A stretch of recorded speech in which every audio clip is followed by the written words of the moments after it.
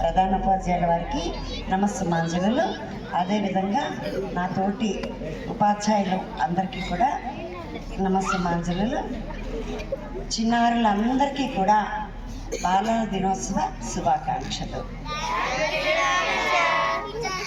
అయితే మీరు మాకు ఉపాధ్యాయ దినోత్సవం చాలా ఘనంగా చేశారు కదా, మరి మేము కూడా మీ పిల్లలకి ఈరోజు సంతోష పెట్టాలి కదా, ఆటలతో పాటలతో స్వీట్స్తో చేయాలి కదా. అయితే ఇంతవరకు మన ప్రధానోపాధ్యాయుల వారు మన ఉపాధ్యాయులందరూ కూడా ఆయన హిస్టరీ చెప్పేశారు మీకు.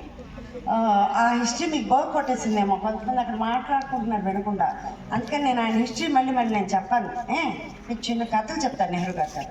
ఆ కథ ఏం తెలుసా అండి, ఒకసారేమో నెహ్రూ గారు ప్రధానోపాధ్యాయుల వారు అయిన తర్వాత ఒక స్కూల్కి రమ్మని ఆహ్వానం వస్తే ఆ స్కూల్ పిల్లల్ని చూడటానికి వెళ్ళారంట. వెళ్తే అందరూ ఆయనకి నమస్కారం చేస్తే ఒక అబ్బాయి మాత్రం ఆయనకి వెనక్కి తిరిగి బెబె అన్నాడు. అయిన తర్వాత ఆయన వచ్చేసారు. వచ్చిన తర్వాత స్టాఫ్ రూమ్లో కూర్చోపెట్టారు. ఆయనకి ఏదో కాస్త మర్యాద చేసినప్పుడు ఆ పిల్లలకి అందరూ ఉన్నారు కదా అక్కడ, హెచ్ఎం గారితో అన్నారంట, మీ స్కూల్లోని ఒక అబ్బాయి నన్ను వెబ్బెబ్బే వెక్కిరించాడండి అని. అయ్యయ్యో ప్రధానోపాధ్యాయులు చెప్పండి, పనిష్మెంట్ సివియర్గా ఇస్తామన్నారంట హెచ్ఎం. అంటే మీరేమి ఇవ్వక్కర్లేదు, నేను ప్రతీకారం తీర్చేసుకున్నానుగా అన్నారంట. మీరా ప్రతీకారం తెచ్చుకున్నారా అంటే ఏంటి, అబ్బాయిని కొట్టారా అని అడిగారంట. అబ్బాయి నేనేం కొట్టలేదు, అబ్బాయి నన్ను బెబ్బే బెబ్బే అన్నాడు కదా, నేను కూడా వెనక్కి తిరిగి బెబ్బే బెబ్బే బెబ్బే అని డబల్ అన్నాను. అయిపోయింది కదా, తీరిపోయింది కదా, కాబట్టి మీరేం పనిష్మెంట్ ఇవ్వక్కర్లేదు అని అన్నాడంట. అలాగే ఆయనకి పిల్లలంటే చాలా చాలా ఇష్టం కదా. పిల్లలు ఎక్కడ ఉన్నా ఆయన దృష్టి పిల్లల మీదే ఉంటుంది. ఎంతమంది జనాలు ఉన్నా పిల్లల దగ్గరికి వెళ్ళి మాట్లాడటం ఆయనకు చాలా ఇష్టం. అలాగే మాట్లాడుతుంటే ఆయనకు చూసారా, ఆయన షర్ట్ మీద ఎప్పుడు కూడా గులాబీ ఉంటుంది. ఎందుకు ఉంటుందని ఎవరికైనా డౌట్ వచ్చింది ఎప్పుడైనా? ఒక చిన్న పాప వచ్చిందంట. వచ్చి ఆయన పిల్లలు మావయ్య అంటారు, ఆయన చాచా చాచా అంటే మావయ్య. అయితే చాచాజీ ఈ గులాబీ నీకోసం తెచ్చాను, పెట్టుకో అన్నట. అంటే ఆయనేమో నీకు జుట్టు ఉంది పెట్టుకుంటావు తల్లో, నేను ఎక్కడ పెట్టుకోవాలమ్మా అన్నాడంట. అంటే మీ చొక్కా మీద షర్ట్ దగ్గర జేబు ఉంది కదా, అక్కడ పెడతాను అని ఆయన పెట్టిందంట. అబ్బా చాచాజీ ఎంత అందంగా ఉన్నారో, రోజు పెట్టుకోండి చాచాజీ, చాలా బాగుంటారు అన్నట్ట. ఓకే అమ్మా అని వెళ్ళారు. అలాగా ఆ షర్ట్తోని ఆ గులాబీ పూతోని ఆయన మీటింగ్కి వెళ్ళారు. ఆయన ప్రధానమంత్రి కదా, అందరూ ఆశ్చర్యంగా ఆయన చూస్తున్నారంట. ఎందుకని ఆ షర్ట్ మీద గులాబీ. అందరూ అడిగారంట నెహ్రూ గారికి, ఆ గులాబీ పూతో వచ్చారు, మీరు చాలా స్పెషల్గా కనిపిస్తున్నారు, ఎంత బాగున్నారు, రోజు ఇలా రండి అన్నారంట. ఆ రోజు నుండి ప్రతిరోజు ఒక గులాబీ పెట్టుకుంటారంట. ఆ పాపకి గుర్తొస్తుంది, పిల్లలంటే తనకి ఇష్టం కాబట్టి పిల్లలు ఎప్పుడు నా గుండె మీద గులాబీలాగే నవ్వుతూ ఉండాలి అని అనుకునేవారంట. అలాగే ఒకరోజు ఆయనకి ఉత్తరాలు రాయడం అంటే చాలా ఇష్టం, ఉత్తరాలు చదవడం అంటే చాలా ఇష్టం. ఆయన ప్రధానోపాధ్యాయుల వారు అయినప్పటికీ కూడా ఆయనకు వచ్చిన ఉత్తరాలన్నీ చదువుతుంటే అందులో ఒక ఉత్తరం ఆయనకు ఆకర్షణీయంగా అనిపించిందంట. ఏంటి ఆ ఉత్తరం అని తీసి చూస్తే అది పిల్లలు రాసిన ఉత్తరం. ఏంటా పిల్లలు రాశారు అని చెప్పి చూస్తే అది ఇండియాలో నుండి వచ్చింది కాదు, జపాన్ నుండి వచ్చింది ఆ ఉత్తరం. అందులో రాశారంట, ఏమని, చాచాజీకి నమస్కారాలు, మీరు అక్కడ ప్రధానమంత్రి కదా మీ ఇండియాలో, రెండో ప్రపంచ యుద్ధంలో మొత్తం మా ఏనుగులన్నీ కూడా జూలో ఉండేవి చనిపోయాయి, లేవు, మాకు ఏనుగులు అంటే చాలా చాలా ఇష్టం కదా, మీ భారతదేశంలో చాలా ఏనుగులు ఉన్నాయంట, మాకు ఒక్క ఏనుగు పంపించండి చాచాజీ ప్లీజ్ అని ఉందంట ఆ ఉత్తరంలో. వెంటనే ఆయన ఒక మంచి తెలివైనటువంటి అందమైనటువంటి బాగా రన్నింగ్ చేసేటువంటి ఒక ఏనుగు పిల్లని ఆయన ప్రజెంట్గా వెంటనే భారతదేశం నుండి జపాన్ పంపించి దాని మీద లెటర్లు రాశారంట. మా భారతదేశ చిన్నారులు అందరూ కూడా జపాన్ చిన్నారులు అందరికీ కూడా బహుమతిగా ఇస్తున్నాము అని చెప్పి అన్నారంట అని పంపించారు. అలాగే ఒకరోజు ఆయన కలవడానికి చాలామంది వచ్చారు. జనాలు వాళ్ళ సమస్యలు చెప్పుకోవడానికి వస్తూ ఉంటే నమస్తే నమస్తే నమస్తే అని వెళ్తూ ఉంటే దూరంగా పిల్లలు కనిపించారంట. అదేంటి పిల్లలు కూడా వచ్చారు, నాతో ఏం మాట్లాడాలి, ఆగండి ఆగండి అని వాళ్ళకి చెప్పేసి ఆ పిల్లల దగ్గరికి గబగబగబగా నడుచుకుంటూ వెళ్ళారంట. ఏంటన్నా ఎందుకు వచ్చారా, మీకు ఏమైనా సమస్యలు ఉన్నాయా, చెప్పండి చెప్పండి చెప్పండి, స్కూల్లో ఏమైనా సమస్యలు ఉన్నాయా అన్నారంట. మాకు స్కూల్లో ఏ సమస్యలు లేవు చాచా, మాకు వర్షాలు పడుతుంటే మా పుస్తకాలు తడిసిపోతున్నాయి, మేము తడిసిపోతున్నాము, అందుకని స్కూల్కి ఇన్ టైంలో వెళ్ళలేకపోతున్నాము, క్లాసులు మిస్ అయిపోతున్నాము, కాబట్టి ఈ వర్షంలో ఎలా వెళ్ళాలి చాచా అని అడిగారంట. మరి మాకు గొడుగులు లేవు, పుస్తకాలకి సంచులు లేవు, అవి కావాలి, అందుకోసమే వచ్చామన్నారంట. వెంటనే అక్కడ ఉండేటువంటి పిల్లలందరికీ కూడా పుస్తకాలకి బ్యాగులు ఇచ్చారంట, రెయిన్ కోట్లు ఇచ్చారంట. సో పిల్లలంటే చూసారా ఆయనకి ఎంత ఆసక్తితో, పిల్లలు ఇబ్బంది పడితే ఆయన అస్సలు తట్టుకోలేరు. అలాగే ఇంకోసారి ఏమైందో తెలుసా, ఆయనకి చాలా సంపన్నమైనటువంటి కుటుంబంలో పుట్టారు కదా, ఆయన బాల్యం అంతా ఇంట్లోనే గడిచిపోయిందంట. ఆ ఇంట్లోనే టీచర్స్ వచ్చి చెప్పేవారంట ఆ అబ్బాయికి, నెహ్రూ గారికి. అలా కొంచెం పెద్దయ్యాక ఉన్నత చదువులు చదవడానికి వెళ్తుంటే హై స్కూల్కి, అప్పుడు 4 గేట్లు ఉన్నాం. 4 గేట్లకి ఆయన స్కూల్ అయిపోగానే ఏ గేట్లోంచి వచ్చేవాడు తెలీదు, ఆ డ్రైవర్ని పెట్టారు కార్ని, వాళ్ళ నాన్నగారు మోతీలాల్ నెహ్రూ గారు పెడితే, ఆయనేమో ఏ గేట్లోంచి వెళ్ళాడో తెలియక అన్ని గేట్లు వెతుక్కొని ఆఖరికి పట్టుకొని ఇంటికి వెళ్ళేవాట. మోతీలాల్ అడిగారు, ఎందుకురా నాన్న స్కూల్ అయిపోయింది, ఎంతసేపు అయింది, ఎందుకు ఆలస్యంగా వచ్చావంటే డ్రైవర్ అన్నారంట, సార్ అక్కడ స్కూళ్ళు 4 గేట్లు ఉన్నాయి, మీ అబ్బాయి గారు ఏ గేట్లోంచి వస్తారో మాకు తెలియదు, అందుకోసమే ఆలస్యం అయింది అంటే, వాళ్ళ నాన్నగారు మోతీలాల్ నెహ్రూ గారు వాళ్ళ అబ్బాయి ఇబ్బంది పడకుండా ఉండాలని చెప్పి 4 గేట్ల దగ్గర 4 కార్లు 4 డ్రైవర్లని పెట్టారంట. ఏ గేట్లో వస్తే ఆ గేట్లో తెచ్చేయండి అబ్బాయినని. అంత సంపన్నమైనటువంటి కుటుంబం, అంత ముద్దు అనమాట.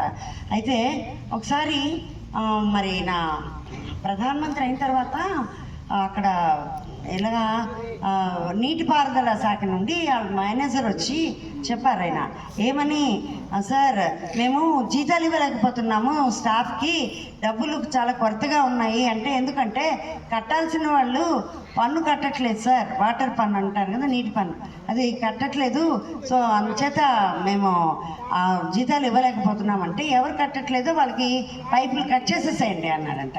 అంటే అందరూ కూడా చాలా ఉన్నతమైన స్థాయిలో ఉండేటువంటి వాళ్ళే కట్టట్లేదు, అందులో పోలీస్ ఆఫీసర్స్ ఉన్నారు, పొలిటికల్ లీడర్స్ ఉన్నారు, అందులో మీ నాన్నగారు కూడా ఉన్నారు అన్నారంట నెమ్మదిగా.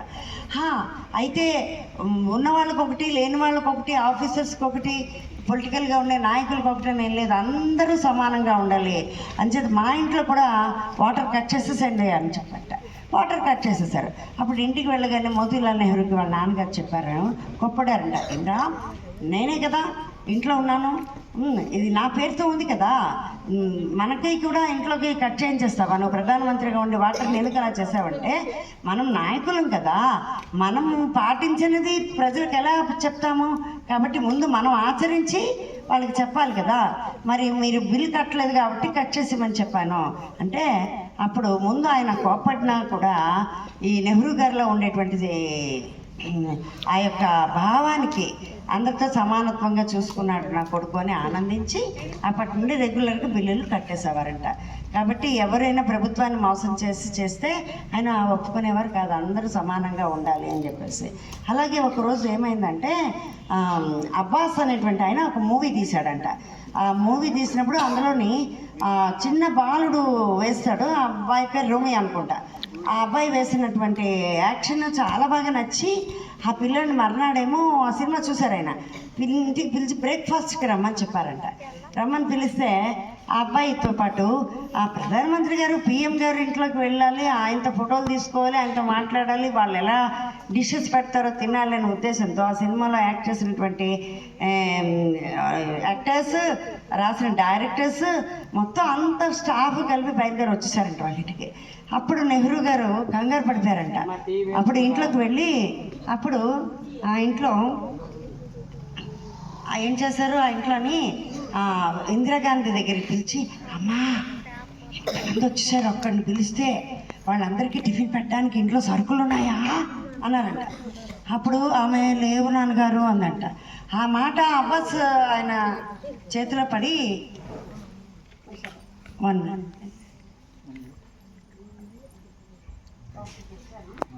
అప్పుడు వాళ్ళు ఏం చేశారు, ఆ అబ్బాస్కి విన్నారు.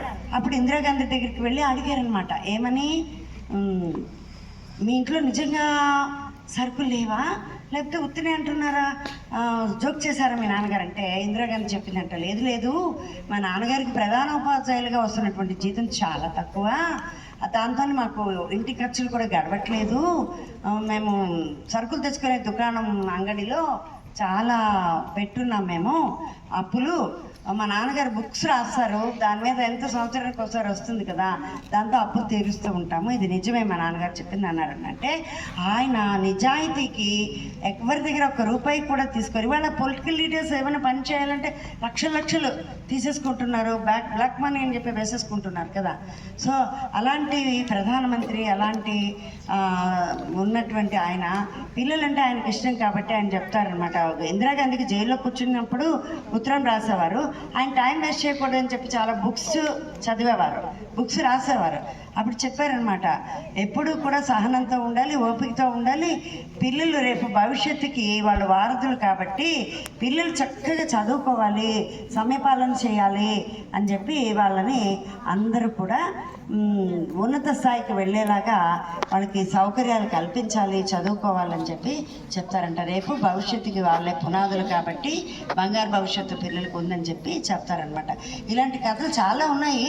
నేను ఒక్కరిని మాట్లాడిస్తే మరి మీరు డ్యాన్స్ చూడాలి కదా, మరి మిగతా టీచర్స్ మాట్లాడాలి అన్నట్టు. మన చిత్రలేఖనం పోటీల్లోని గెలిచారు పిల్లలు, దట్ ఇంకా ఏంటి డాన్స్ చిన్నారులతో వేయించాను, అవి చూడాలి. నెక్స్ట్ ఉపన్యాసాల పిల్లలట నలుగురిలో చెప్తాము, మీరు ఒక్కరి దగ్గర చెప్పిస్తే మేము అబద్ధాలు అనుకుంటారు కదా అని చెప్పేసి నా దగ్గర చెప్పేసినప్పటికీ, నేను విజేతలు ప్రకటించేసినప్పటికీ ఇక్కడ మాట్లాడుతూ ఉన్నారు. వాళ్ళందరికీ అవకాశం ఇవ్వాలి కదా. కాబట్టి ఈ బుజ్జి కథలు మళ్ళీ మన క్లాస్లో చెప్పుకుందాం. ఈ అవకాశం ఇచ్చినటువంటి ప్రధాన ఉపాధ్యాయుల వారికి, నా సహోపాధ్యాయులకి అందరికీ కూడా నమస్కారం. పిల్లలు చిన్న సాంగ్ అబ్బాయి ఉన్నాడు కదా, అబ్బాయికి నేర్పాను, వాడేమో భయపడుతున్నాడు. చాచానే ఓరో జయం జయం, చాచానే ఓరో శుభం శుభం,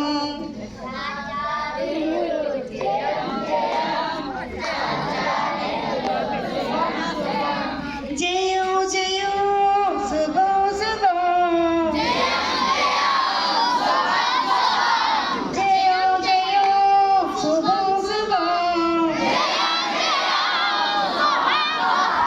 పిల్లలు అంటే మీకిష్టం, అల్లరి అంటే నాకిష్టం, ఎర్రని గులాబీ మీకిష్టం, తీయని జిలేబీ మాకిష్టం, ఎర్రని గులాబీ మీకిష్టం, తీయని జిలేబీ మాకిష్టం, చాచానే ఓరో జయో జయో, చాచానే ఓరో శుభం శుభం, జయో జయో శుభం శుభం, జయో జయో శుభం శుభం. ఇప్పుడు ఆకాశం నుండి నెహ్రూ గారు వచ్చి మిమ్మల్ని దీవించి జిలేబీలు పంపించారు మీకు ఇమ్మని. వేడి జిలేబీలు మీకు నేను ఇప్పుడు ఇస్తానే.